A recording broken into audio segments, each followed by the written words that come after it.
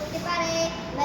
হাদিস শরীফ ইজা লাম তাস্তাহি ফাসনা মা শিতা, যদি তোমার লজ্জা না থাকে তাহা হইলে যাহা ইচ্ছা তাহাই করতে পারো।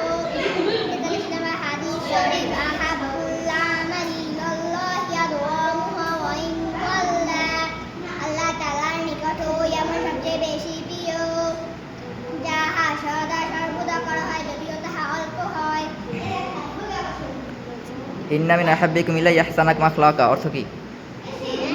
ইন্না মিন আহাব্বিকুম ইলাইয়া আহসানাকুম আখলাকা অর্থ বলেন। ইন্না মিন আহাব্বিকুম